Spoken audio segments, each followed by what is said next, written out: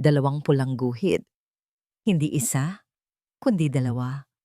Halos mabitawan ni Hanas ang pregnancy test na hawak niya habang nanginginig ang kanyang mga kamay. 7 taon. 7 taong puno ng paghihintay, ng mga gabing umiiyak siya sa unan, at ng mga dasal na tila hindi naririnig ng langit. Pero ngayon, heto na ang sagot. Heto na ang himalang hinihiling nila ni Bantugan. Napahawak siya sa kanyang tiyan at napaluha sa sobrang tuwa. Sa wakas, magiging ina na siya. Sa wakas, mabubuo na ang pamilya nila. Hindi na siya makapaghintay. Kailangang malaman agad ni Bantugan ang balita. Siguradong tatalon ito sa tuwa. Siguradong yayakapin siya nito ng mahigpit at sasabihing tapos na ang kanilang pagdurusa.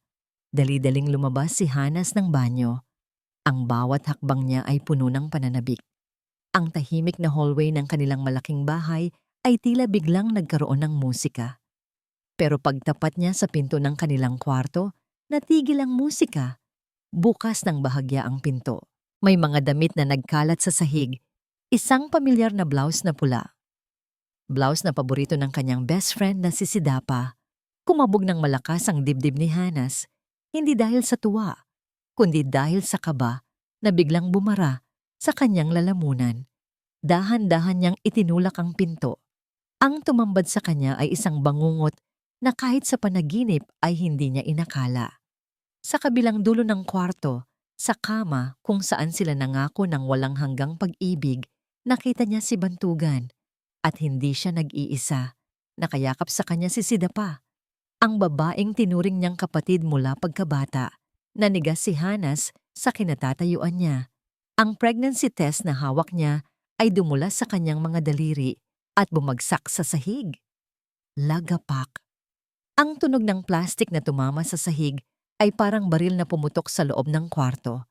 Napalingon si Bantugan at Sidapa. Inasahan ni Hanas na makikita niya ang gulat o takot sa mukha ng asawa. Inasahan niyang magmamakaawa ito at hihingi ng tawad. Pero nagkamali siya. Dahan-dahang bumangon si Bantugan. Wala ni katiting na pagsisisi sa kanyang mga mata. Tinitigan niya si Hanas ng malamig, parang isang estranghero. Anong ginagawa mo rito ng ganito kaaga? Tanong ni Bantugan. Ang boses ay walang emosyon. Hindi makapagsalita si Hanas. Ang sakit ay parang lason na mabilis kumalat sa buong katawan niya. Tumingin siya kay Sidapa. Ngumiti lang si Sidapa. Isang ngiting puno ng tagumpay at pang-iinsulto. Inayos nito ang kumot para takpan ang sarili. Pero sapat na ang nakita ni Hanas para madurog ang puso niya ng pino. Bantugan, ang tanging nasambit ni Hanas, basag ang boses. Pakisit, Sidapa, best friend kita. Tumayo si Bantugan at naglakad palapit sa kanya. Hindi para yakapin siya, kundi para itulak siya palabas ng pinto. Pagod na ako, Hanas, sabi ni Bantugan ng mariin. Pagod na akong maghintay sa wala. 7 taon, wala kang maibigay na anak. Si Sidapa, siya ang nagbibigay sa akin ng lahat ng kulang sa'yo. Parang sinampal ng yelo si Hanas. Ang anak, ang himalang nasa tiyan niya ngayon, bubukas sana ang bibig niya para sabihin ang totoo. Buntis ako, Bantugan. Magkakaanak na tayo. Pero bago pa siya makapagsalita, nakita niya ang kamay ni Bantugan na humawak sa bewang ni Sidapa. Ang paraan ng pagtingin nila sa isa't isa. Wala nang puwang doon para kay Hanas. Kung sasabihin niya ang totoo, ano ang mangyayari? Mananatili ba si Bantugan dahil sa bata habang ang puso nito ay nakay Sidapa na? Magpapalaki ba siya ng anak sa isang tahanang puno ng kasinungalingan? Lumayas ka na. Utos ni Bantugan. Kinuha ni Bantugan ang maleta ni Hanas mula sa cabinet, mabilis na nilagay ang ilang damit at inihagis ito sa paanan ni Hanas. Wala ka ng lugar dito. Parang robot na tumalikod si Bantugan at sinarado ang pinto ng kwarto sa mukha ni Hanas. Bam! Naiwan si Hanas sa labas. Mag-isa. Ang mundo niya ay gumuho sa loob lamang ng ilang minuto. Lumabas siya ng bahay habang bumubuhos ang malakas na ulan, kasabay ng pagbuhos ng kanyang mga luha. Ang langit ay tila nakikiramay sa kanyang paghati. Basang-basa na siya, nanginginig sa lamig at sakit. Napaluhod siya sa putikan habang yakap-yakap ang kanyang tiyan. Huwag kang mag-alala, anak. Bulong niya sa hangin, ang boses ay humahalo sa ihip ng bagyo. Hindi mo kailangan ng ama na tulad niya. Kakayanin natin to. Tayong dalawa lang. Isinumpa niya sa gabing iyon, hinding-hindi na muling tutulo ang luha niya para kay Bantugan. 7 taon ang lumipas. Sa isang maliit at simpleng bahay sa probinsya, ang katahimikan ng umaga ay binasag ng masayang tawanan at ingay ng mga maliliit na paa. Hindi lang isa, hindi lang dalawa, kundi 3. 3 batang babae na magkakamukha, may pare-parehong mahahabang pilik mata at matatamis na ngiti, ang sabay-sabay na tumatakbo papunta sa kusina. Mama! Mama! Sabay-sabay nilang sigaw. Si Ara, ang panganay sa 3, ang laging nauuna at bibo. Si Mara, ang pangalawa, na laging may hawak na libro. At si Kara, ang bunso, na laging nakakapit sa laylayan ng damit ng ina. Humarap si Hanas mula sa niluluto niyang almusal. Ang mukha niya ay may bakas ng pagod, pero puno ng pagmamahal. Ang sakit ng nakaraan ay napalitan na ng tibay ng loob. Niyakap siya ng 3 niyang anghel. Ito ang kanyang mundo ngayon. Ang kanyang lakas. Ang dahilan kung bakit siya nabubuhay. Pero ang ngiti sa labi ni Hanas ay bahagyang napawi ng magsalita si Ara. May hawak itong isang lumang drawing na galing sa school project.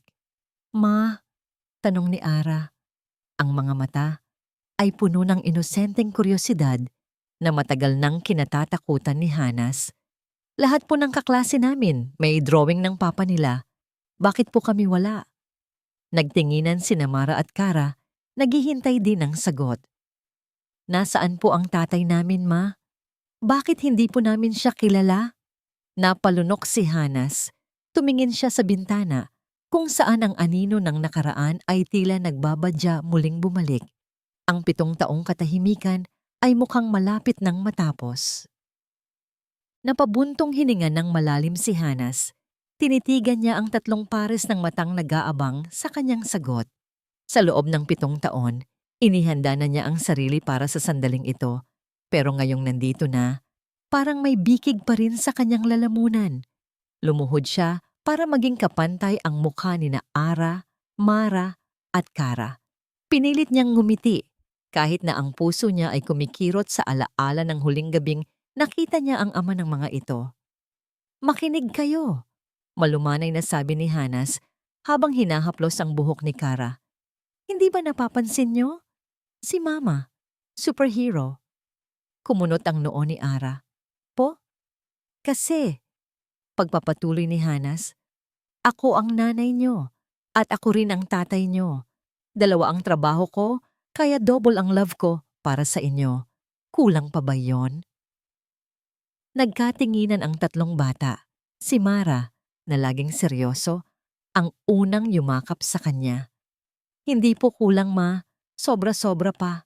Bulong ni Mara. Sumunod na yumakap sina Ara at Kara. Love you, mama. Nakahinga ng maluwag si Hanas. Nalusutan niya ang tanong ngayon. Pero alam niya, habang lumalaki ang mga bata, hindi na uubra ang ganitong sagot. Darating ang araw na hahanapin nila ang katotohanan. At hindi niya alam na ang katotohanan yon ay kakatok na sa kanilang pinto ngayong araw mismo. Tanghaling tapat ng may humintong itim at makintab na sasakyan sa tapat ng kanilang gate. Masyadong magarang tingnan ng kotse para sa maalikabok nilang kalsada sa probinsya. Napatigil si Hanas sa pagsasampay ng labada. Kinabahan siya bigla. Wala silang inaasahang bisita.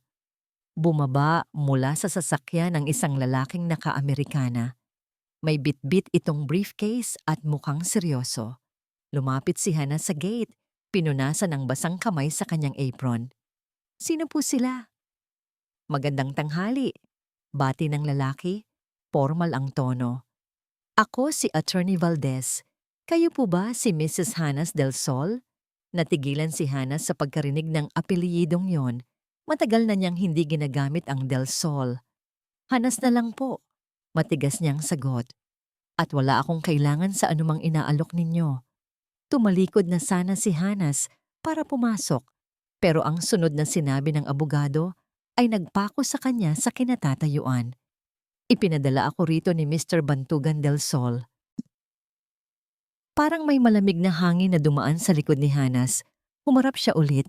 Ang mga mata ay nanlilisik sa galit. Sabihin mo sa kanya. Madiin na sabi ni Hanas, napatay na siya para sa akin. Wala kaming pakialam sa kanya. Mrs. Hanas, pagpigil ng abogado. Ang boses nito ay biglang lumambot. Tila may halong awa. Makinig muna kayo. Hindi ito tungkol sa annulment o kung ano paman. Tungkol ito sa buhay niya. Binuksan ng abogado ang briefcase at naglabas ng isang folder. Iniabot niya ito kay Hanas sa ibabaw ng gate. May stage 4 liver cancer si Bantugan. Pahayag ng abogado. Ilang buwan na lang ang itatagal niya o baka linggo na lang. Natulala si Hanas. Tinitigan niya ang medical certificate sa loob ng folder. Totoo ang pirma ng doktor. Totoo ang mga petsa, ang lalaking nanakit sa kanya, ang lalaking nagtaboy sa kanya sa ilalim ng ulan. Mamamatay na. Dapat ay natuwa siya. Dapat ay naisip niyang karma. Ito. Pero bakit parang may kung anong bigat na dumagan sa dibdib niya? Bakit niyo sinasabi sa akin to? Tanong ni Hanas. Nanginginig ang boses. Dahil gusto niyang ibigay ang lahat ng ari-arian niya sa mga anak niyo. Sagot ng abogado. Nalaman niyang nanganak kayo ng triplets. Gusto niyang makabawi bago siya mawala. Gusto niyang makita ang mga bata. Makabawi? Mapait na tumawa si Hanas. Pagkatapos ng 7 taon, sa tingin ba niya mababayaran ng pera ang 7 taong wala siya sa tabi namin? Isipin niyo ang kinabukasan ng mga bata. Hanas, seryosong sabi ng abogado. Malaking halaga ito. Siguradong magiging maganda ang buhay nila. Ang hinihiling lang ni Bantugan ay makita sila sa huling pagkakataon. Iniwan ng abogado ang card niya na nakaipit sa folder. Hihintayin ko ang tawag niyo. Gabing-gabi na pero hindi pa rin makatulog si Hanas. Nakaupo siya sa sala, nakatingin sa calling card na nasa mesa.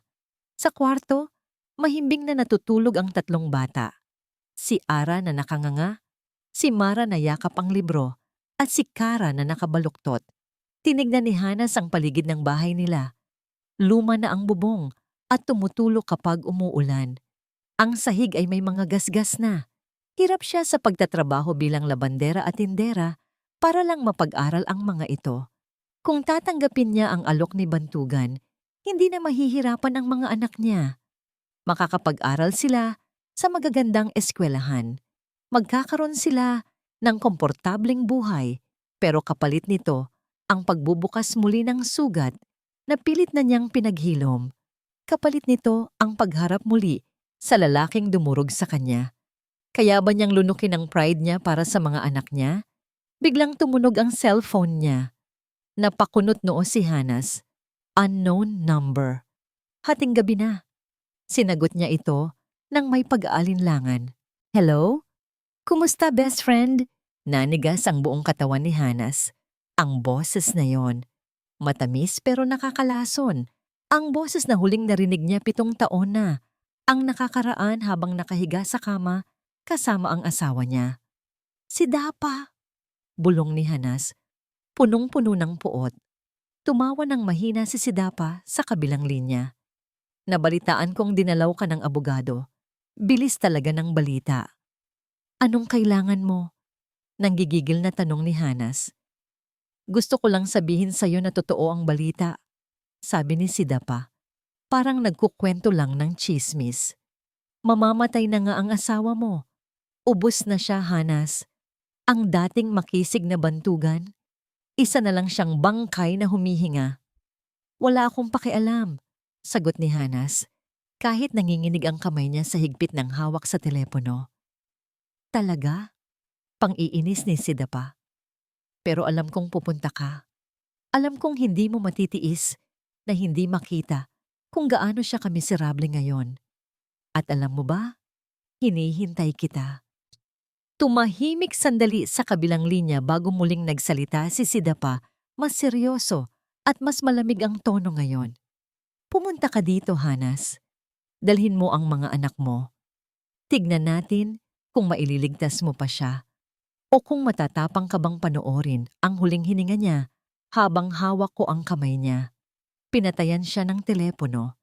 Naiwan si Hanas sa gitna ng sala. Ang puso ay kumabog ng mabilis sa halu-halong takot at galit. Hindi ito simpleng paanyaya. Hamon ito. Tumingin siya muli sa pinto ng kwarto ng mga bata. Kung hindi siya pupunta, mananatiling ligtas ang buhay nila dito. Pero kung pupunta siya, baka may pagkakataon pa ang mga anak niya na makilala ang ama nila. At baka may pagkakataon pa siyang malaman kung bakit naging ganito ang lahat. Dinampot ni Hanas ang calling card ng abogado. Ang desisyon ay nabuo na sa isip niya. Haharapin niya ang demonyo para sa kinabukasan ng kanyang mga anghel. Bumukas ng dahan-dahan ang malaking bakal na gate. Ang tunog ng kalawanging bakal na kumayod sa semento ay tila huni ng isang hayop na naghihingalo. Napahigpit ang hawak ni Hanas sa manibela ng inarkila nilang lumang van. Sa likuan ng upuan, tahimik sina Ara, Mara at Kara. Wala ang karaniwan nilang harutan. Tila nararamdaman din ng mga bata ang bigat ng hangin sa lugar na ito. Ang mansyon, ang bahay kung saan binuo ni Hanas ang kanyang mga pangarap at kung saan din ito dinurog. Wala masyadong pinagbago ang istruktura pero parang nawalan ito ng kulay. Ang dating naggagandahang hardin ay puno na ngayon ng matataas na damo. Ang puting pintura ng bahay ay naninilaw na at tila nababalutan ng lumot. Ma, bulong ni Kara, ang bunso, habang nakadungaw sa bintana. Parang haunted house. Hindi sumagot si Hanas. Sa isip niya, tama ang anak. Bahay ito ng mga multo ng nakaraan na hindi matahimik. Pinarada ni Hanas ang sasakyan sa tapat ng pinto. Huminga siya ng malalim bago bumaba. Mga anak, huwag kayong hihiwalay kay mama, ha? At magmano kayo kapag may nakita kayong matanda. Pagkababa nila, bumukas ang pinto ng mansyon. Hindi katulong ang sumalubong sa kanila, kundi siya, si Sidapa. Nakasuot ito ng eleganteng itim na bestida, puno ng alahas ang leeg at braso. Maganda pa rin ito, pero may tigas sa mukha na wala dati. Ngumiti ito nang makita si Hanas, isang ngangiting hindi umaabot sa mga mata. Welcome home, Hanas. Bati ni Sidapa. Ang boses niya ay parang asukal na may halong bubog. Tumingin siya sa tatlong bata. At ito na pala ang mga bunga ng kasalanan. Ay mali. Ang mga anak niyo pala. Nag-init ang tenga ni Hanas pero pinili niyang huwag patulan ng parinig. Hinawakan niya ang balikat ng mga bata. Nasaan si Bantugan? Nasa sala. Kanina ka pa hinihintay. Sagot ni Sidapa sabay talikod. Pasok kayo. Huwag kayong mahiya. Dati naman itong sa inyo.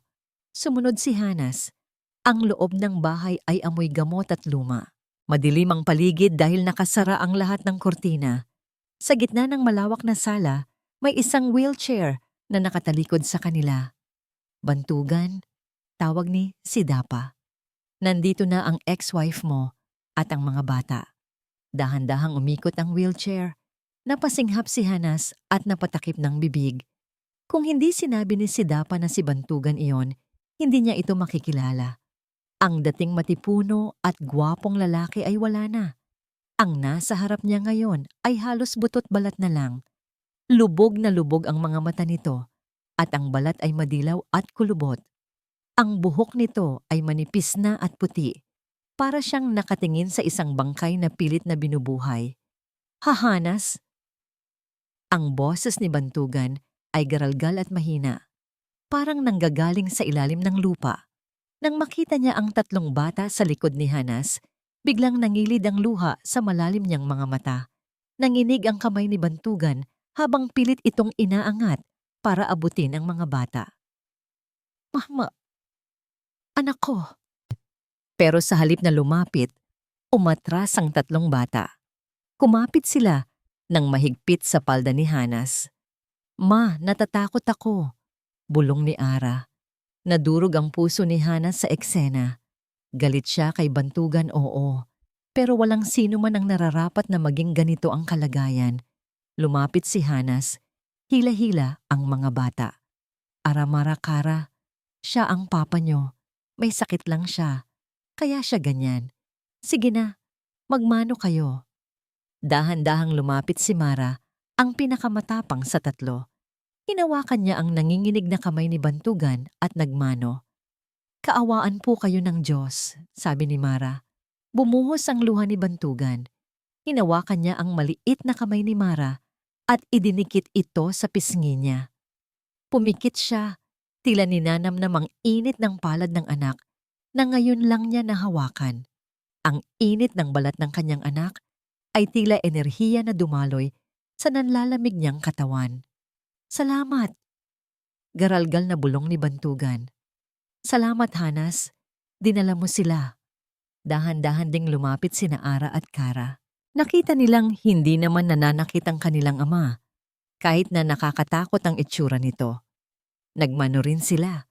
Sa bawat pagdampi ng kanilang mga noo, sa likod ng palad ni Bantugan, ay siya ring pagpatak ng luha ng matanda sa kanyang pisngi. Nakatayo lang si Hana sa gilid, pinipigilan ang sariling emosyon. Gusto niyang magalit. Gusto niyang isumbat lahat ng hirap niya. Pero sa harap ng isang taong malapit ng mamatay, parang nawawala ng saysay ang galit. O siya, tama na ang drama. Biglang singit ni Sidapa. Lumapit ito kay Bantugan at pinunasan ang luha nito gamit ang isang panyo. Ang galaw niya ay parang nag-aalagang asawa, pero napansin ni Hanas ang diin ng pagdiin ni Sidapa sa mukha ni Bantugan. Parang masakit, parang panggigigil. Baka mapagod ang asawa ko, sabi ni Sidapa habang nakatingin ng diretso kay Hanas. Alam mo naman, mahina ang puso niya. Hindi katulad noong iniwan mo kami. Noong malakas pa siya at kayang-kayang gawin ang lahat ng gusto niya. Napakuyom ng kamao si Hanas. Alam niyang sinasadya ni Sidapa na ipaalala ang nakaraan, ang gabing nahuli niya ang mga ito. Hindi ako pumunta dito para makipag-away, Sidapa. Mahinahong sagot ni Hanas, bagaman nanginginig ang boses. Nandito ako para sa mga bata. Mabuti naman, ngumiti si Sidapa, pero matalas pa rin ang tingin. Ipinahanda ko na ang guest room. Doon kayo matutulog. Tutal, malaki naman ang bahay. At sanay ka naman na may kahati. Di ba? Hindi na sumagot si Hanas. Hinila na niya ang mga bata palayo. Tara na mga anak, magpahinga na muna si papa nyo. Habang naglalakad sila palabas ng sala, lumingon muli si Hanas. Nakita niya si Bantugan na nakatingin pa rin sa kanila. Ang mga mata nito ay parang sumisigaw. Parang may gustong sabihin na hindi kayang bigkasin ng bibig. Gabing-gabi na. Hindi makatulog si Hanas. Nakahiga siya sa malambot na kama sa guest room, katabi ang tatlong mahimbing na natutulog na bata. Ang katahimikan ng mansyon ay nakakabingi. Bawat creak ng kahoy, bawat ihip ng hangin sa labas ay parang babala. Bumangon siya, nauuhaw siya, at kailangan niyang tiyakin na ligtas sila. Dahan-dahan siyang lumabas ng kwarto. Madilim ang hallway, ang tanging ilaw ay nanggagaling sa kwarto ni Bantugan sa dulo ng pasilyo kung saan bahagyang nakabukas ang pinto. Lalakad na sana si Hanas papuntang kusina nang may marinig siyang kaluskos mula sa kwarto ni Bantugan. Napahinto siya. Sumilip siya ng bahagya sa awang ng pinto. Nakita niya si Bantugan. Gising ito. Pinipilit nitong abutin ang isang notebook at ballpen na nakapatong sa bedside table. Nanginginig ang buong katawan nito sa effort. Tagaktak ang pawis sa noo. Sa wakas, nahawakan ni Bantugan ang ballpen. Nagsulat siya ng mabilis, parang nagmamadali, parang hinahabol ang oras. Nakaramdam ng kaba si Hanas. Anong sinusulat niya? Bakit parang takot na takot siya? Biglang bumukas ang pinto ng banyo sa loob ng kwarto. Lumabas si Sidapa. Anong ginagawa mo? Malamig na tanong ni Sidapa. Nagulat si Bantugan. Nabitawan niya ang ballpen. Sinubukan niyang itago ang notebook sa ilalim ng unan, pero huli na. Mabilis na lumapit si Sidapa. Hinablot nito ang notebook at tinignan ang sinulat ni Bantugan. Pagkatapos, tumawa ito ng mahina. Isang tawang nakakapangilabot. Gusto mo silang balaan? Bulong ni Sidapa. Akala ko ba mahal mo sila? Kung mahal mo sila, Bantugan, mananahimik ka. Tama na. Paos na pakiusap ni Bantugan. Pakawalan mo na sila. Shh! Pagpapatahimik ni Sidapa. May kinuha si Sidapa mula sa drawer. Isang hiringilya na may lamang madilaw na likido. Nanlaki ang mata ni Hanas mula sa kinatatayuan niya sa labas ng pinto. Gamot ba yon? O lason? Walang awa na tinurok ni Sidapa ang karayom sa braso ni Bantugan. Napangiwi sa sakit ang lalaki, pero wala siyang lakas para manlaban. Matulog ka na, mahal ko. Bulong ni Sidapa habang hinahaplos ang buhok ni Bantugan na unti-unti nang nawawalan ng malay. Kailangan mong magpalakas para sa grand finale natin. Napatakip ng bibig si Hanas para pigilan ang pagsigaw. Umatras siya ng dahan-dahan. Ang puso ay halos lumabas sa dibdib. Hindi sakit ang pumapatay kay Bantugan. Si Sidapa. Mabigat ang talukap ng mga mata ni Bantugan. Parang may bakal na nakadagan sa kanyang ulo. Pilit niyang iminulat ang kanyang mga mata. Pero malabo ang lahat. Ang puting kisame ay umiikot. Ang amoy ng gamot at luma ay sumisiksik sa kanyang ilong. Gusto niyang sumigaw, pero walang boses na lumalabas sa kanyang lalamunan. Tuyong-tuyo ito. Nasa impyerno na ba siya? Hindi. Mas malala pa ito sa impyerno. Nasa piling pa rin siya ni Sidapa. Naramdaman niya ang malamig na kamay na humahaplos sa kanyang noo. Gising na ang mahal ko, bulong ni Sidapa. Ang boses nito ay malambing, pero para kay Bantugan, ito ang boses ng demonyo. Uminom ka muna ng gamot para lumakas ka. Nakita niya ang kutsarang may lamang likido na papalapit sa kanyang bibig. Gusto niyang umiwas. Gusto niyang itabig ang kamay ni Sidapa. Alam niyang, hindi ito gamot. Ito ang lason na unti-unting pumapatay sa kanya sa loob ng 7 taon. Ito ang dahilan kung bakit hindi siya makalakad, kung bakit siya nanghihina, kung bakit siya nagmumukhang may sakit pero wala siyang lakas. Ang katawan niya ay hindi sumusunod sa utak niya. Napilitan siya ng lunukin ang mapait na likido. Napapikit si Bantugan habang gumuguhit ang init sa kanyang lalamunan pababa sa tiyan. Kasabay ng pagpikit niya, bumalik ang alaala ng gabing nagsimula ang lahat. Ang gabi ng kanyang bangungot. 7 taon na ang nakararaan. Naaalala niya ang selebrasyon, anniversary ng kumpanya. Masaya silang nagiinuman. Inabutan siya ni Sidapa ng isang baso ng wine. Para sa tagumpay, sabi nito nang nakangiti.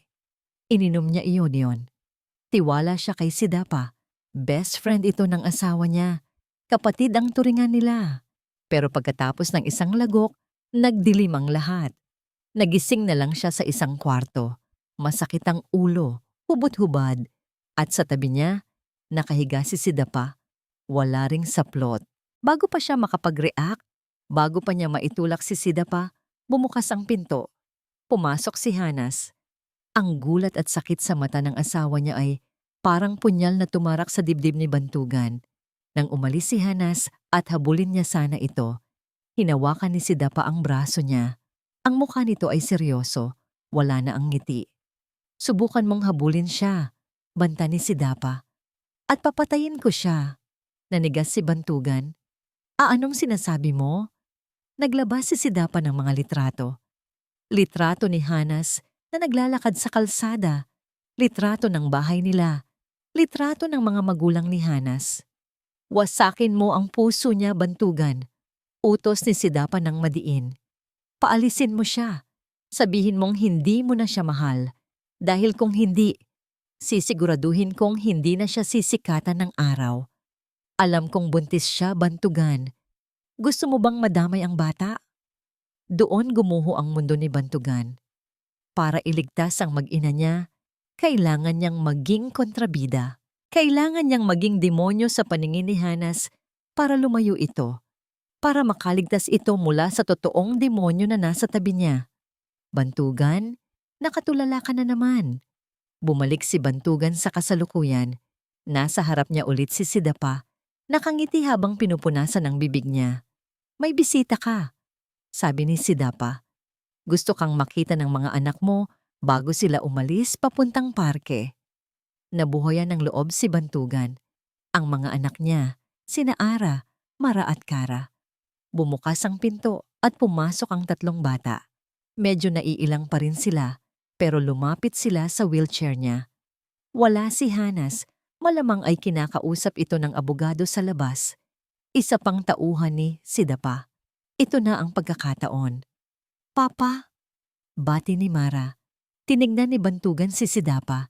Tumalikod ito sandali para ayusin ang kurtina sa bintana. Mabilis pa sa kidlat, kahit nanginginig ang mga daliri, dinukot ni Bantugan ang isang maliit na papel na isiniksik niya sa ilalim ng kutsyon ng wheelchair kaninang madaling araw. Ito ang papel na napulot niya sa sahig noong isang araw, resibo mula sa grocery. Pero ang likod ay blanko, gamit ang ballpen na tinago niya sa manggas ng pajama niya kagabi. Ang ballpen na akala ni Sidapa ay nahulog lang sa ilalim ng kama. Nagsulat siya ng mabilis at magulong mensahe. Humarap ulit si Sidapa. Oh, bakit hindi niyo yakapin ang papa niyo?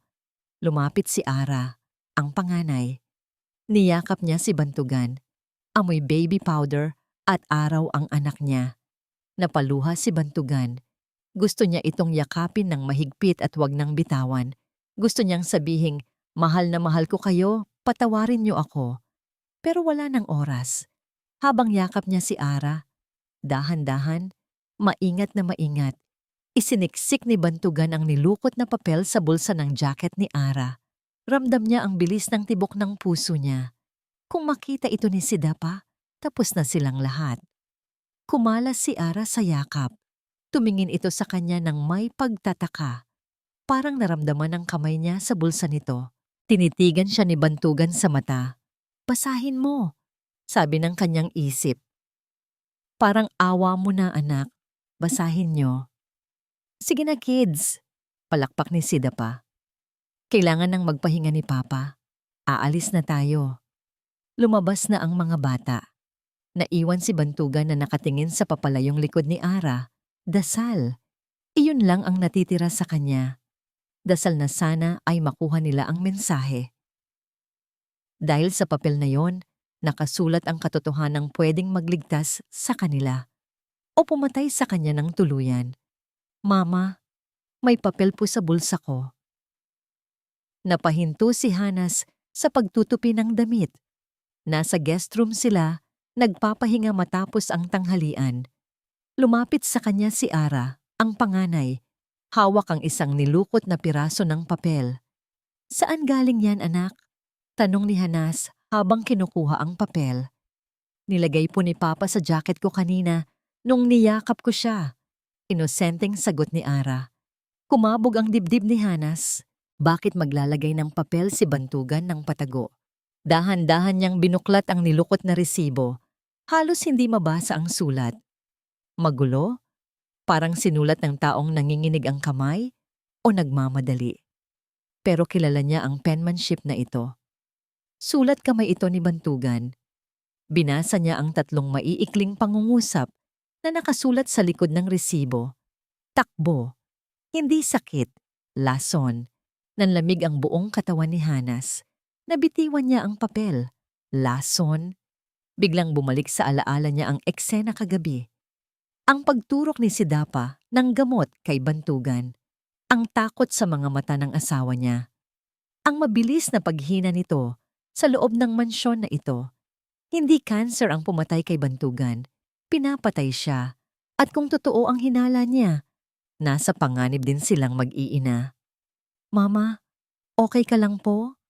Tanong ni Mara, na napansin ang pamumutla ng ina. Huminga ng malalim si Hanas. Kailangan niyang maging matapang. O okay lang ako anak. Dito lang muna kayo ha. Huwag kayong lalabas ng kwarto. Ilock niyo ang pinto. May titignan lang si Mama. Lumabas si Hanas ng kwarto. Tahimik ang buong bahay. Narinig niya ang tunog ng shower mula sa kwarto ni Sidapa sa dulo ng hallway. Naliligo ito. Ito na ang pagkakataon niya.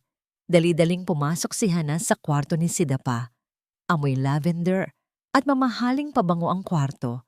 Pero sa ilalim nito ay may amoy na masangsang. Amoy ng gamot at luma. Hinalughog niya ang mga drawers sa bedside table. Wala. Puro alahas at cosmetics lang. Pumunta siya sa cabinet. Sa ilalim ng mga nakatuping tuwalya, may nakapa siyang isang kahon. Hinila niya ito. Isang kahon ng chemical, pesticide na ginagamit sa sakahan. Pero bakit nasa kwarto ito? At sa tabi nito, may mga maliliit na bote ng herbal supplements na walang label. Binuksan niya ang isang bote at inamoy. Halos masuka si Hanas. Ang amoy. Ito ang amoy na nalalanghap niya tuwing lumalapit siya kay Bantugan. Ito ang amoy ng hininga nito. Hindi gamot ang pinapainom ni Sidapa. Hinahalo nito ang pesticide sa mga herbal drink para dahan-dahang sirain ang lamang loob ni Bantugan. Nanginig ang mga tuhod ni Hanas. Napaupo siya sa sahig. Ang lahat ng galit niya kay Bantugan sa nakalipas na 7 taon ay biglang napalitan ng matinding awa at pagsisisi. Biktima si Bantugan. At ngayon, silang mag-iina ang sunod na biktima. Kailangan na nilang umalis. Ngayon din, ibinalik niya ang kahon sa dati nitong pwesto at mabilis na lumabas ng kwarto. Bumalik siya sa guest room kung saan naghihintay ang mga bata. Mga anak, pack up. Aalis na tayo. Utos ni Hanas, pinipilit na huwag ipahalata ang panik sa boses niya. Po, akala ko po bukas pa? Tanong ni Kara. May emergency sa bahay. Tara na, bilis. Sagot ni Hanas habang mabilis na isinisilid ang mga damit sa bag. Hindi na sila nagpaalam. Dahan-dahan silang bumaba ng hagdan. Ang bawat hakbang sa lumang kahoy na sahig ay parang kulog sa pandinig ni Hanas. Naririnig pa rin niya ang tubig sa banyo ni Sidapa. Ligtas pa sila. Lumabas sila sa main door at tumakbo papunta sa van na nakaparada sa driveway. Sakay, bilis! Bulong ni Hanas habang binubuksan ang pinto ng van para sa mga bata. Sumakay agad ang tatlo. Umikot si Hana at papunta sa driver's seat. Nanginginig ang kamay niyang isinuksok ang susi sa ignition.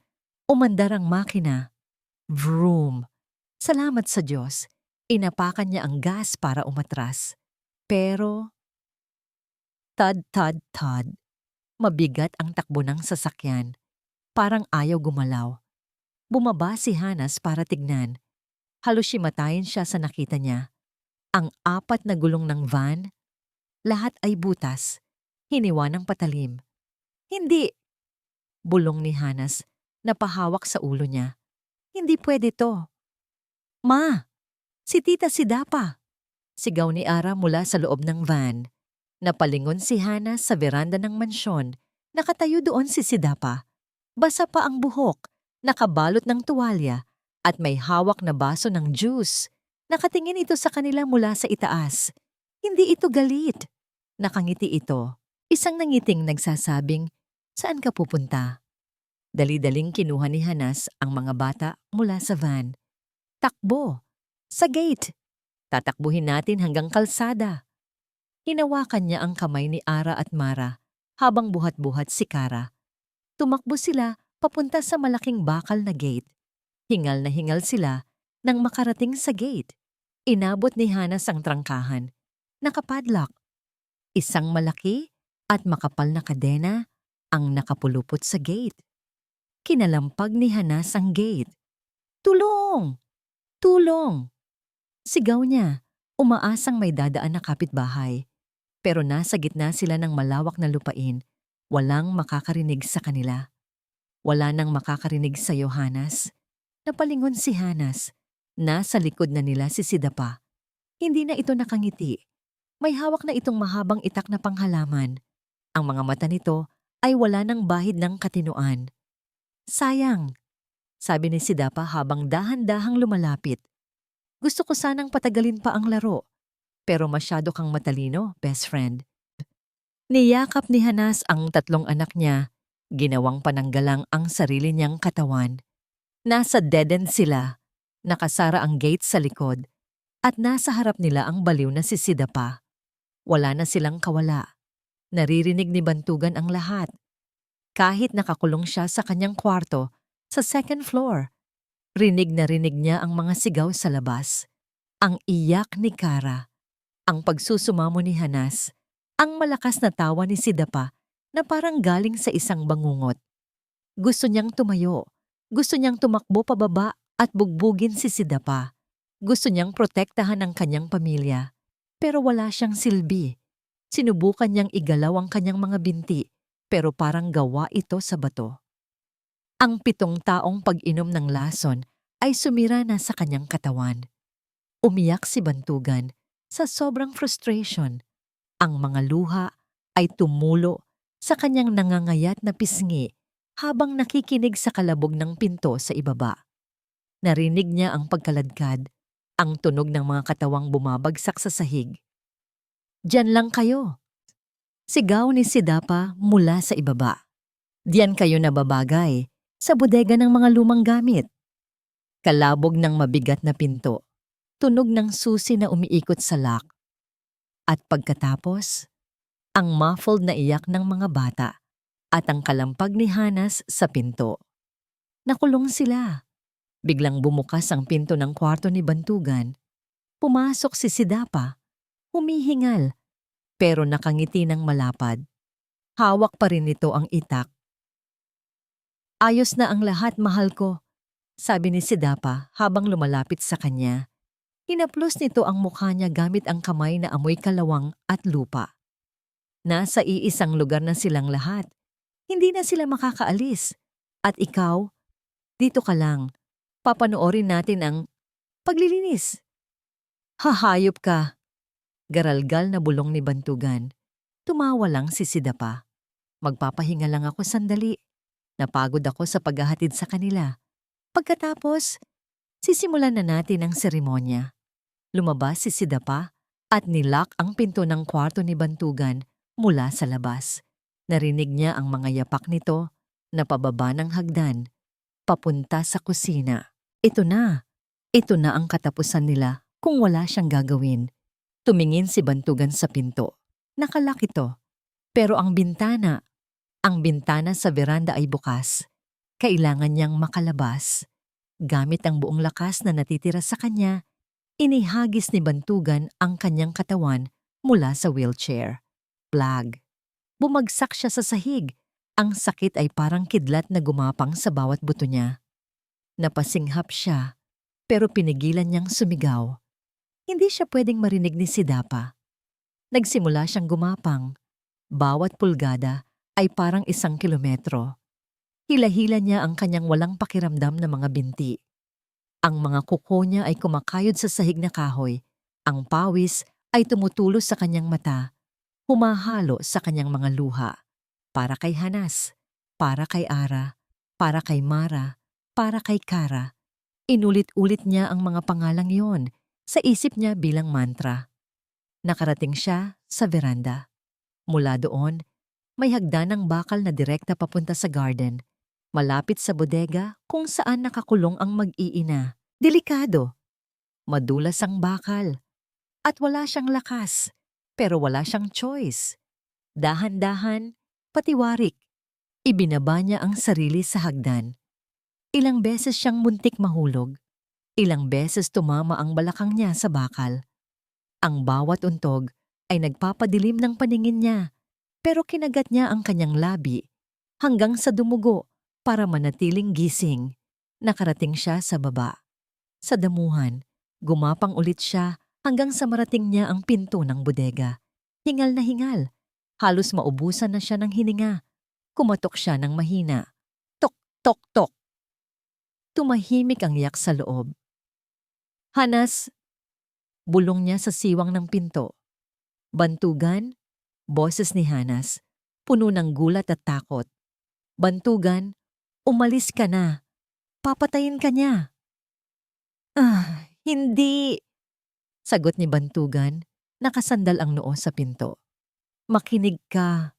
I'm sorry. Patawarin mo ako, Hanas. Wala akong ibang babae. Siya ang may gawa ng lahat. Narinig niya ang pagsinghap ni Hanas sa kabilang ibayo. Pinanta ko yon para layuan niyo ako. Patuloy ni Bantugan habang umaagos ang luha. Tinatakot niya ako. Napapatayin niya kayo. Kaya nagpanggap ako. Akala ko maililigtas ko kayo kapag wala ako sa buhay niyo. Pero mali ako. Naging duwag ako. Katahimikan. Pagkatapos, narinig niya ang maliit na boses. Papa? Si Ara yata yon. Papa, andyan ka ba? Si Mara naman. Papa, tulungan mo kami. Si Kara, sa unang pagkakataon, sa loob ng 7 taon, narinig niyang tinawag siyang papa ng mga anak niya. Hindi sa drawing, hindi sa kwento, kundi sa kanya mismo. Parang may kuryenteng dumaloy sa katawan ni Bantugan. Ang sakit ng katawan niya ay biglang nawala. Napalitan ito ng isang nag-aalab na apoy sa kanyang dibdib, ang pagmamahal ng ama. Nandito si Papa, sagot niya. Pilit na pinapatatag ang boses. Huwag kayong matakot. Ilalabas ko kayo dyan. Pangako. Hahawakan sana niya ang padlak ng bodega para subukang sirain ito gamit ang bato nang biglang may maamoy siya. Matapang, masangsang, amoy ng gasolina. Naramdaman niya ang yabag sa likod niya. Lumingon si Bantugan habang nakadapa sa lupa. Nakatayo si Sidapa sa tapat niya. Sa kanang kamay, hawak nito ang lighter. Sa kaliwang kamay, isang malaking galon ng gasolina na ibinubuhos na niya sa paligid ng bodega. Ang sweet naman, sabi ni Sidapa, habang pumapatak ang gasolina sa paanan ni Bantugan. Reunion ng pamilya. Sakto ang dating mo, Bantugan. Itinapon ni Sidapa ang galon at sinindihan ng lighter. Ang apoy ay sumasayaw sa mata niya. Tapusin na natin ang kwento, bulong ni Sidapa. Amoy. Isang matapang at nakakasulasok na amoy ang unti-unting pumapasok sa maliliit na siwang ng pader na kahoy. Napahigpit ang yakap ni Hanas sa 3 bata. Nasa sulok sila ng madilim at maalikabok na bodega. Nanginginig si Kara sa kanyang dibdib, habang sina Ara at Mara ay nakasiksik sa kanyang tagiliran. Takot na takot. Amoy gas! Bulong ni Ara. Ang boses ay garalgal sa takot. Alam ni Hanas ang amoy na yon. Gasolina. Sa labas, narinig niya ang tunog ng likido na ibinubuhos sa paligid. Splash! Splash! Parang tubig na itinatapon, pero mas mabigat, mas malapot. Hanas! Ang boses ni Sidapa ay tumagos sa dingding. Hindi ito sumisigaw. Mahinahon lang ito, parang nakikipagkwentuhan sa kapitbahay. At iyon ang mas nakakakilabot. Naalala mo ba noong college tayo? Sigaw ni Sidapa mula sa labas. Sabi mo, swerte ako dahil mayaman kami. Sabi mo, perfect ang buhay ko. Tinakpan ni Hanas ang tenga ng mga bata. Huwag kayong makikinig. Kumanta na lang tayo. Di ba alam nyo yung Twinkle? Twinkle Little Star? Pero mas malakas ang boses ni Sidapa kaysa sa nanginginig na hum ni Hanas. Pero hindi mo alam, Hanas, noong mga panahong yon, unti-unting pinapatay ng pamilya ni Bantugan ang negosyo ng tatay ko. Wala silang awa. Kinuha nila ang lahat sa amin hanggang sa magpakamatay ang papa. Isang malakas na kalabog ang yumanig sa pinto. Si Bantugan niyon, sinusubukang pigilan si Sidapa. Sidapa, tama na. Ako ang patayin mo. Huwag sila! Sigaw ni Bantugan. Ang boses niya ay puno ng desperasyon at sakit. Tumawa ng malakas si Sidapa. Tawang humahalo sa ihip ng hangin. Huli na, Bantugan! Matagal ko nang pinlano to. Ang makita kang naghihirap, ang makita kang walang magawa habang nauubos ang pamilya mo. Ito ang kabayaran sa buhay ng ama ko. Click! Ang tunog ng lighter, maliit na tunog, pero parang bombang sumabog sa pandinig ni Hanas. Paalam! Push! Sa isang iglap, nagbago ang kulay ng paligid. Ang dilim sa loob ng bodega ay napalitan ng kulay kahel na liwanag na tumatagos sa mga siwang ng kahoy. Uminit agad ang hangin. Ma! Mainit! Iyak ni Kara. Nagsimulang umubo ang mga bata habang pumapasok ang maitim na usok. Dapa! Dumapa kayo! Sigaw ni Hanas. Hinila niya ang mga anak pababa sa sahig kung saan mas malinis ang hangin. Tumingin siya sa paligid, desperadong naghahanap ng labasan. Walang bintana. Ang tanging pinto ay nasa harap, kung saan nagliliyab na ang apoy. Ang mga dingding ay gawa sa lumang kahoy na tuyong-tuyo. Mabilis itong kakainin ng apoy. Kinalampag ni Hanas ang dingding sa likod. Matigas. Semento ang nasa likod nito. Wala silang lusutan. Tulong! Tulungan niyo kami! Sigaw ni Hanas, kahit alam niyang walang makakarinig. Sa labas, naririnig pa rin niya ang tawa ni Sidapa na humahalo sa lagitik ng nasusunog na kahoy at ang sigaw ni Bantugan, isang sigaw na puno ng pagluluksa. Mama! Hinawakan ni Mara ang kamay niya. Ang mata ng bata ay puno ng luha at usok. Mamamatay na po ba tayo? Nadurog ang puso ni Hanas. Tinignan niya ang tatlo niyang anghel. Hindi. Hindi pwede. Hindi sila pwedeng matapos ng ganito. Hinubad ni Hanas ang kanyang jacket at ipinangtakip sa mga bata. Hindi anak. Hindi tayo mamamatay. Darating si Papa. Magtiwala kayo.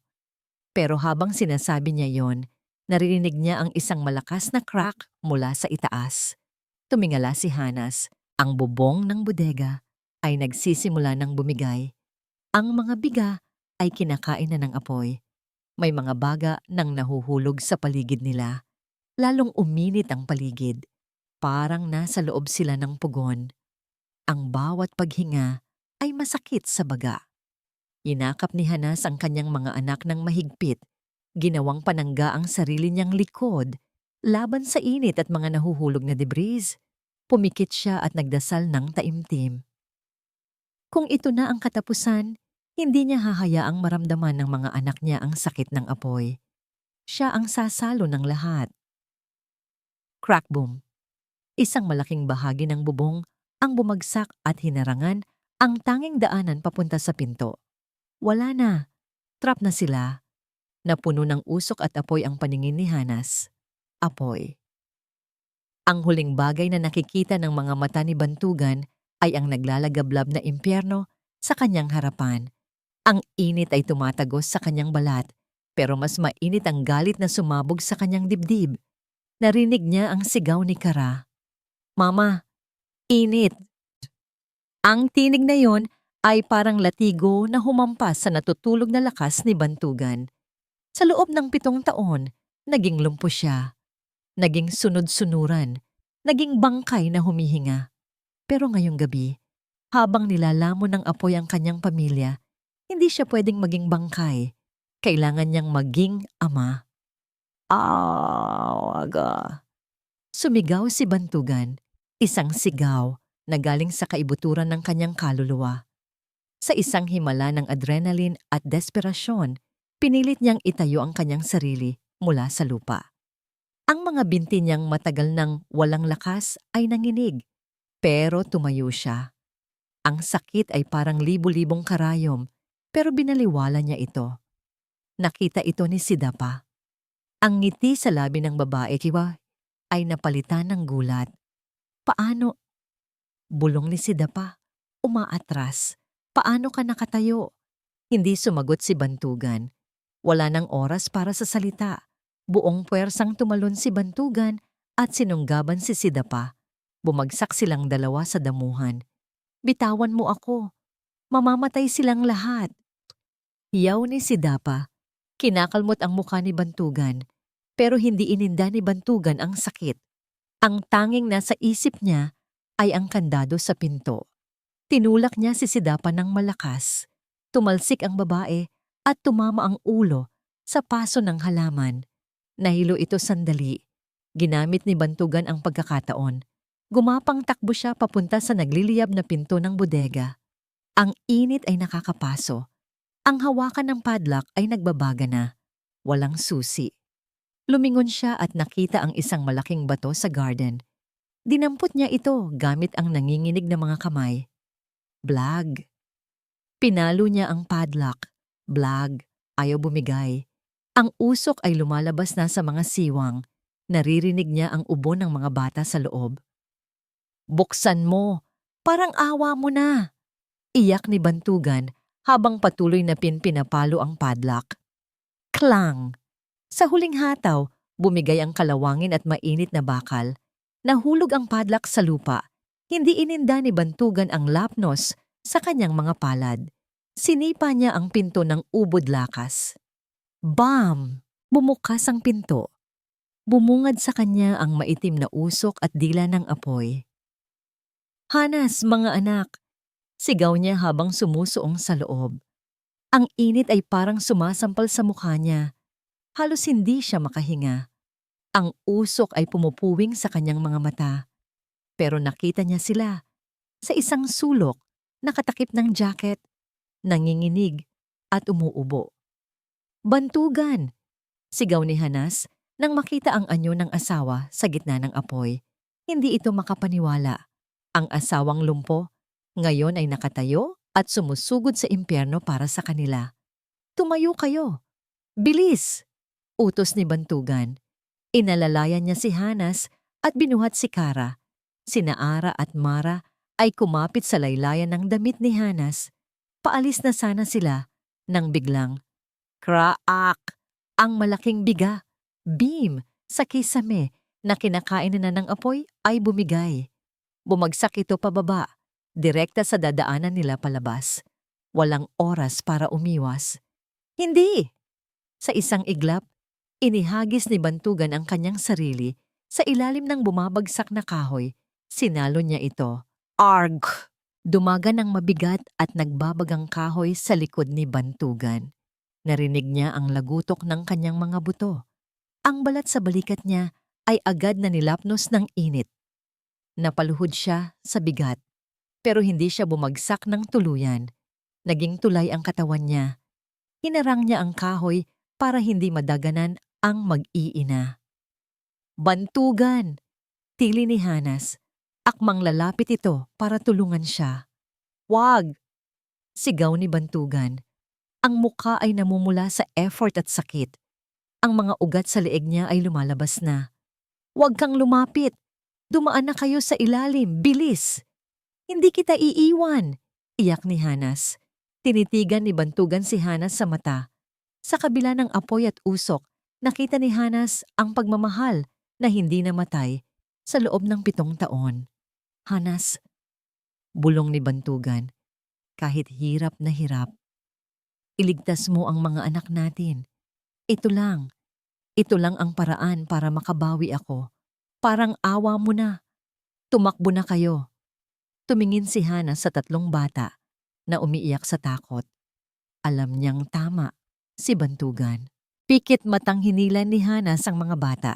Isa-isa silang gumapang sa ilalim ng nakarangang katawan ni Bantugan. Papa! Iyak ni Ara habang dumadaan. I love you, anak. Hirap na sagot ni Bantugan. Takbo. Nakalabas sina Ara, Mara at Kara. Sumunod si Hanas. Bago siya tuluyang lumabas ng pinto, lumingon siya sa huling pagkakataon. Nakita niya si Bantugan, nanginginig na ang mga tuhod, pero nakangiti. Mahal kita, Hanas. Bibig ni Bantugan. Palagi. Lumabas si Hanas ng bodega. Hila ang mga bata. At sa sandaling iyon, bumigay ang tuhod ni Bantugan. Kasabay ng pagbagsak niya, bumagsak din ang buong istruktura ng bodega. Boom! Ang buong gusali ay gumuho sa isang malakas na pagsabog ng apoy at abo. Bantugan! Ang sigaw ni Hanas ay humalo sa dagundong ng pagguho. Napaluhod siya sa damuhan, yakap ang tatlong bata habang pinapanood ang paglamon ng apoy sa lugar kung saan naroon ang asawa niya. Mula sa likod ng nasusunog na guho, narinig nila ang huling halakhak ni Sidapa, isang tawang puno ng kabaliwan. Bago ito tuluyang natabunan ng nagbabagang bubong. Katahimikan. Tanging ang lagitik ng apoy ang naririnig. Wala na. Tapos na. Ang ingay ng wangwang ng bumbero at pulis ang bumasag sa katahimikan ng gabi. Pero para kay Hanas, parang nasa ilalim siya ng tubig. Malabo ang lahat ng tunog. Ang tanging naririnig niya ay ang mabilis na tibok ng sarili niyang puso at ang iyak ng tatlo niyang anak na nakakapit sa kanya. Nakatulala lang siya sa tumpok ng abo at umuusok na kahoy, ang dating bodega kung saan naiwan si Bantugan. Wala na. Ubos na ang lahat. May lumapit na medic para tignan ng mga bata. Gusto siyang kausapin ng pulis. Pero hindi gumagalaw si Hanas. Nakapako ang tingin niya sa mga bombero na nagbobomba ng tubig sa mga natitirang apoy. "Ma'am, kailangan po nating umalis dito," sabi ng isang rescuer. Umiling si Hanas. "Hindi. Nasa loob ang asawa ko. Hihintayin ko siya." "Ma'am, sa lakas ng pagsabog at laki ng sunog, mahirap pong umasa na." Hindi na tinuloy ng rescuer ang sasabihin. Napapikit si Hanas. Alam niya. Alam ng isip niya na imposible. Pero ang puso niyang 7 taong nagtiis, ay ayaw sumuko. Biglang may sumigaw mula sa gitna ng guho. "Sir, may tao dito. Dalian niyo." Bumalik ang pandinig ni Hanas. Mabilis pa sa kidlat. Tumakbo siya papalapit sa cordon line. "Bantugan!" Sigaw niya. Nakita niya ang mga bombero na nagtutulungan na buhatin ang isang malaking tipak ng semento at sunog na kahoy. Sa ilalim nito, may isang katawan. Napatakip ng bibig si Hanas. Sunog na sunog ang likod ng lalaki. Halos hindi na makilala ang damit nito. Itim na itim ang balat at duguan. Wala na yata. Bulong ng isang usisero sa tabi. Pero sumigaw ang medic na sumuri sa leeg ng lalaki. "May pulso pa. Mahina, pero meron. Ihanda ang stretcher." Bilis, napaluhod si Hanas sa putikan. Buhay siya. Sa kabilang banda, may isa pang katawan na nakuha. Ang babae, si Sidapa. Nakita ni Hanas na tinakpan ito agad ng puting kumot ng mga rescuer. Wala nang nagmadali para sa kanya. Tahimik na ang demonyo. Isinakay si Bantugan sa ambulansya. "Sasama ako!" Sigaw ni Hanas. Hila-hila niya ang mga bata at sumiksik sila sa loob ng sasakyan. Habang bumabiyahe, hawak ni Hanas ang sunog na kamay ni Bantugan, ang tanging parte ng katawan nito na pwede niyang hawakan nang hindi nakakasakit. "Lumaban ka," bulong ni Hanas habang tumutulo ang luha niya sa kamay ng asawa. "Nakaligtas ka sa lason, nakaligtas ka sa apoy. Huwag kang susuko ngayon."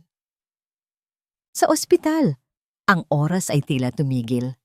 Nakatulog na sina Ara, Mara at Kara sa mahabang upuan sa waiting area. Yakap-yakap nila ang isa't isa. Kahit sa pagtulog, may bakas pa rin ng takot sa kanilang mga mukha. Si Hanas ay hindi mapakali. Lakad siya ng lakad sa hallway. Ang amoy ng alkohol at gamot ay nagpapaalala sa kanya ng amoy ng kwarto ni Bantugan sa mansyon at nagpapasikip ng dibdib niya.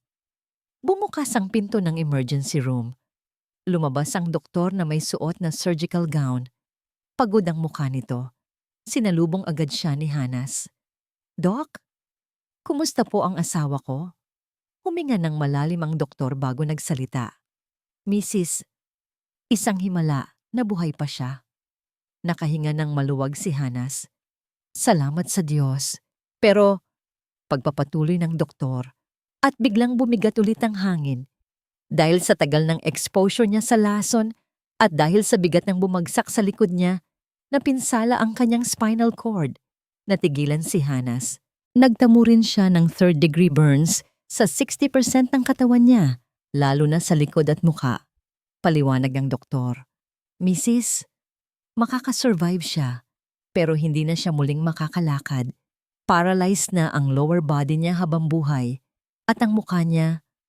Kailangan niyo pong ihanda ang sarili niyo at ang mga bata.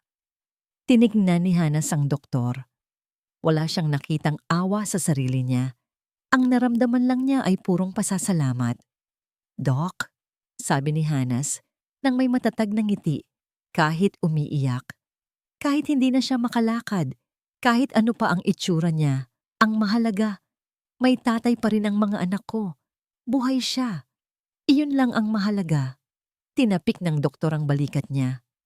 Pwede niyo na siyang silipin sa ICU. Gising na siya. Dahan-dahang pumasok si Hana sa kwarto. Ang tunog ng mga makina ang sumalubong sa kanya. Beep, beep, beep. Sa gitna ng kwarto, nakahiga si Bantugan. Balot na balot siya ng benda. Ang buong ulo niya ay nakabenda. Tanging ang mata at bibig lang ang nakikita. Lumapit si Hana sa gilid ng kama. Dumilat si Bantugan. Ang mga mata niya, na dati ay puno ng takot at sakit, ngayon ay puno ng luha. Nang makita niya si Hanas, nagpanik ang mga mata niya. Sinubukan niyang magsalita, pero hirap siya dahil sa oxygen mask. Inalis ni Hanas nang bahagya ang mask para marinig siya. Hanas! Garalgal, halos hindi na boses tao ang lumabas. Bakit nandito ka pa? Hinawakan ni Hanas ang braso niya. Dahil asawa kita. Dahil nangako tayo, sa hirap at ginhawa, umiling si Bantugan, pilit na iniilag ang tingin. Tignan mo ako, halimaw na ako, lumpo, walang silbi. Pumikit si Bantugan at tumulo ang luha mula sa gilid ng kanyang mga mata. Sumisip-sip sa puting benda. Umalis na kayo. Pagtataboy niya, basag ang boses. Pabigat lang ako, hindi niyo ako kailangan. Hayaan niyo na akong mamatay dito mag-isa. Parang awa mo na. Hanas, ayokong makita ng mga bata na ganito ako. Tinignan siya ni Hanas. Sa unang pagkakataon, hindi siya nakaramdam ng galit o awa. Nakaramdam siya ng pagmamahal, mas malalim, mas totoo kaysa noong bago pa lang silang kasal. Dahan-dahang inilapit ni Hanas ang mukha niya sa tenga ni Bantugan. Nakita ko kung paano mo sinalo ang langit para sa amin, Bantugan. Bulong ni Hanas ng mariin. Kaya huwag mong sabihing pabigat ka. Ikaw ang bayani ng mga anak mo. At hinding-hindi iniiwan ang bayani. Natigilan si Bantugan. Humagulgol siya sa ilalim ng mga benda. Isang iyak ng paglaya mula sa 7 taong pagkakakulong. Ngunit sa labas ng kwarto, hindi alam ni Hanas, nagising na si Ara. Narinig ng bata ang sinabi ng doktor kanina. Hindi na makakalakad. Nakatayo si Ara sa may pinto. Hawak ang drawing na ginawa niya. Drawing ng isang pamilya na kumpleto, naglalakad sa parke. Dahan-dahan niyang nilukot ang papel at tumulo ang kanyang luha. Paano na sila ngayon? 1 taon na ang nakalipas. Ang hangin dito sa probinsya ay iba. Sariwa. Walang halong usok, walang halong lason, at walang bigat ng nakaraan. Nakaupo si Hana sa maliit na balkon ng kanilang inuupahang bahay kubo. Hawak niya ang isang tasa ng mainit na kape habang pinapanood ang paglubog ng araw sa dagat. Wala na ang mga alahas, wala na ang mga mamahaling damit. Ang suot niya ngayon ay simpleng t-shirt at shorts lang galing sa palengke. Pero kung tatanungin siya kung gusto niyang bumalik sa mansyon, hinding-hindi. Dahil sa mansyon, mayaman sila pero watak-watak. Dito, wala silang pera, pero buo sila. Sige pa, tulak pa. Napangiti si Hanas nang marinig ang tawanan mula sa dalampasigan. Tanaw niya sina Ara at Mara, na pilit na itinutulak ang wheelchair sa buhanginan. Si Kara naman, ang bunso, ay nakakandong sa kanilang pasahero, tumatawa habang itinataas ang mga kamay na parang nakasakay sa roller coaster. Ang pasahero nila ay si Bantugan. Malaki na ang ipinagbago ng itsura nito. Ang kalahati ng kanyang mukha ay nababalutan ng makapal na pilat mula sa sunog. Ang kanyang buhok ay tumubo na muli, pero may mga parteng kalbo pa rin.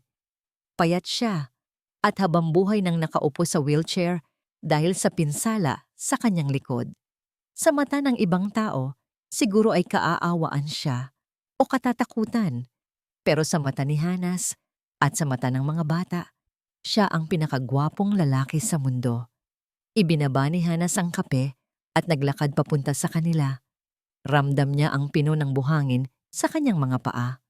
Oops, teka lang mga prinsesa, baka itapon niyo kami ni Kara sa dagat. Natatawang saway ni Bantugan, bagaman halatang nag-e-enjoy ito. Papa, kasi sabi ni Ara, racing car daw yung wheelchair mo? Depensa ni Mara. Opo, Papa. Vroom vroom! Sigaw ni Kara. Natawa si Bantugan. Ang tawa niya ay hindi nagaralgal. Malinis na ito, galing sa puso. O sige, pero dahan-dahan lang. Andyan na si Mama Commandery. Napahinto ang mga bata nang makita si Hanas. Ma, laro tayo! Yaya ni Ara. Ngumiti si Hanas at hinaplos ang ulo ng mga anak. Sige na, maglaro kayo doon sa tubig. Ako muna ang bahala kay papa nyo. Masunuring tumakbo ang tatlo papunta sa tubig. Naghahabulan sa mga maliliit na alon. Naiwan si Hanas at Bantugan. Lumapit si Hanas sa likod ng wheelchair at inayos ang kumot sa hita ni Bantugan. Pagod ka na? Tanong ni Hanas. Umiling si Bantugan. Hinawakan niya ang kamay ni Hanas na nasa balikat niya. Magaspang ang palad ni Bantugan dahil sa mga paso, pero para kay Hanas, ito ang pinakamainit na pakiramdam. Hindi ako napapagod, Hanas. Sagot ni Bantugan habang nakatingin sa mga bata. Sa totoo lang, ngayon lang ako nabuhay ng ganito. Dati, puro trabaho, puro pera, puro takot kay Sida pa. Ngayon, eto lang, kayo lang, sapat na. Tumingala si Bantugan kay Hanas. Ang pilat sa mukha niya ay nasisikatan ng orange na liwanag ng sunset. Bigla siyang napayuko, tila nahiya. Hanas! Bulong niya. Nagsisisi ka ba? Kumunot ang noo ni Hanas. Saan? Na, iniligtas mo pa ako. Na imbis na humanap ka ng ibang lalaking maayos, na mayaman, na kayang alagaan ka at ang mga bata. Heto ka, nag-aalaga ng lumpo. Tignan mo ako. Nakakatakot ang mukha ko. Hindi sumagot si Hanas. Sa halip, lumuhod siya sa buhangin para maging kapantay ang mukha ni Bantugan. Tiningnan niya ang bawat linya ng pilat sa mukha ng asawa. Alam mo ba kung anong nakikita ko? Tanong ni Hanas. Dahan-dahang idinampi ni Hanas ang kanyang mga labi sa pinakamalalim na pilat sa pisngi ni Bantugan. Matagal. Puno ng pagmamahal, nanlaki ang mata ni Bantugan. Nakikita ko ang tatay na sumalo ng bumabagsak na kisame para sa mga anak niya. Bulong ni Hanas, nangingilid ang luha. Nakikita ko ang asawa na tumawid sa apoy para sa akin. Ang mga pilat na to? Hindi to kapangitan, Bantugan. Ito ang medalya mo. Ito ang patunay ng pagmamahal mo. Bumagsak ang luha ni Bantugan. Hinawakan niya ang pisngi ni Hanas. Salamat. Salamat sa pagpapatawad mo sa akin kahit hindi ko deserve. Ang pagpapatawad ay hindi binibigay dahil deserve mo. Ngumiti si Hanas. Binibigay yon dahil mahal kita at dahil gusto nating magsimula ulit. Mama! Papa! Gutom na kami! Sigaw ni Kara mula sa malayo. Nagkatawanan ang mag-asawa. Pinunasan nila ang kanilang mga luha. Tara na! Sabi ni Hanas habang tumatayo at pumupwesto sa likod ng wheelchair. Nagluto ako ng paborito nyo, pritong isda at ginisang munggo. Wow, sarap! Masiglang sabi ni Bantugan. Tinulak ni Hanas ang wheelchair pabalik sa kubo habang nakasunod ang 3 bibong bata. Sa hapagkainan ng gabing iyon, walang mamahaling steak o wine. Ang ilaw lang ay galing sa isang lumang bombilya. Ang pinggan ay hindi magkakapareho, pero puno ang mesa ng tawanan. Nagkukwento si Ara tungkol sa kaklase niya. Si Mara ay nagtatanong kay Bantugan ng assignment sa math. Si Kara ay sinusubuan ni Hanas. Si Bantugan ay nakatingin sa kanila. Ang puso ay punong-puno ng pasasalamat. Napagtanto ni Hanas na ang tunay na yaman ay hindi nasusukat sa laki ng bahay o dami ng pera sa bangko. Ang tunay na yaman ay ang pagkakataong maitama ang mali, ang kakayahang magpatawad, at ang biyaya na makasama ang mga mahal mo sa harap ng isang simpleng hapunan, ligtas, payapa, at nagmamahalan. 7 taon silang ninakawan ng panahon at pagkakataon. Pero ngayon, hawak na nila ang bukas. Ito ang kanilang bagong simula. At sa wakas, tahimik na ang kanilang gabi.